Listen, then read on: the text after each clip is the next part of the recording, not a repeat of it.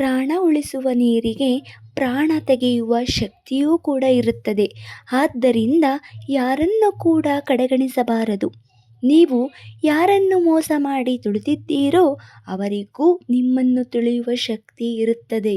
ಒಬ್ಬರ ಕಣ್ಣೀರು ಕೇವಲ ಕಣ್ಣೀರಲ್ಲ, ಅದು ಶಾಪವದು.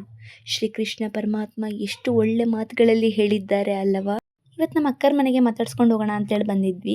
ಅವ್ರು ಬಿಸಿ ಬಿಸಿಯಾಗಿ ಬಜ್ಜಿ ಮಾಡ್ತಾಯಿದ್ರು. ಬಂದ ತಕ್ಷಣ ಫಸ್ಟು ನೀರು ಕುಡಿದ್ಬಿಟ್ಟು ಬಜ್ಜಿ ತಿನ್ನೋದಕ್ಕೆ ಸ್ಟಾರ್ಟ್ ಮಾಡಿದ್ದೀನಿ. ಅವ್ರ ಬಜ್ಜಿ ಅಷ್ಟು ಸೂಪರಾಗಿರುತ್ತೆ. ಹಾಗಾಗಿ ಬಿಸಿ ಬಿಸಿ ಬಜ್ಜಿ ತಿಂತಾ ಇರಬೇಕಾದ್ರೆ ಎಷ್ಟು ಚೆನ್ನಾಗಿ ಅನಿಸುತ್ತೆ ಗೊತ್ತಾ, ಕರುಮ್ ಕುರುಮ್ ಕರುಮ್ ಕುರುಮ್ ಅಂದ್ಕೊಂಡು. ಇವಾಗ ನನ್ನ ಮಗಳು ಬೇರೆ ಅದನ್ನ ಕಟಿಂಗ್ಸ್ ಏನೋ ಮಾಡ್ತೀನಿ ಮಮ್ಮಿ ಅಂದ್ಕೊಂಡು ಮಾಡ್ತಾಯಿದ್ಲು. ಸರಿ ಏನೋ ಒಂದು ಮಾಡ್ಕೊಳ್ಳಿ ಬಿಡು ಅಂತೇಳಿ ಬಿಟ್ಬಿಟ್ಟಿದ್ವಿ. ಇವಾಗ ಅವರು ಅಡುಗೆ ಮಾಡಿದರು, ಪಾಯಸ ಮಾಡಿದರು, ಬಜ್ಜಿ ಮಾಡಿದರು, ಅನ್ನ ಸಾಂಬಾರು ಎಲ್ಲ ವೆರೈಟಿಯಾಗಿ ಮಾಡಿದರು. ಇವಾಗ ಅದನ್ನು ಹೊಟ್ಟೆ ತುಂಬ ಊಟ ಮಾಡಿಕೊಂಡು ಸ್ವಲ್ಪ ಹೊತ್ತು ಮಾತಾಡಿಕೊಂಡು ಹರಟೆ ಕೂಡ ಹೊಡ್ಕೊತಾ ಇದ್ವಿ. ಈ ಮನೆ ಬಂದುಬಿಟ್ಟು ನಾವು ಸ್ಟಾರ್ಟಿಂಗಲ್ಲಿ ಬಂದಿದ್ದ ಮನೆ ಆಗಿರುತ್ತೆ. ನಾವು ಸ್ಟಾರ್ಟಿಂಗು ಮದುವೆಯಾಗಿ ಬಂದಾಗ ನಮ್ಮ ಹಸ್ಬೆಂಡ್ ಇಲ್ಲೇ ಮನೆ ಮಾಡಿದ್ದು.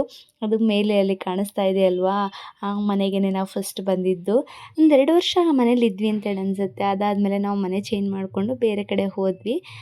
ಅಲ್ಲಿ ಸ್ವಲ್ಪ ನಾಯಿ ಪ್ರಾಬ್ಲಮ್ ಇರೋದ್ರಿಂದ ನಮಗೆ ತುಂಬ ದಿನ ಅಲ್ಲಿ ಇರ್ಲಿಕ್ಕೆ ಆಗಲಿಲ್ಲ ನಮಗೆ. ನನ್ನ ಮಗಳನ್ನಂತೂ ಆಚೆ ಬಿಡೋದಕ್ಕೆ ತುಂಬ ಪ್ರಾಬ್ಲಮ್ ಆಗ್ತಾಯಿತ್ತು. ಆ ರೀಸನ್ನಿಗೆ ನಾವು ಮನೆ ಖಾಲಿ ಮಾಡಿದ್ವಿ.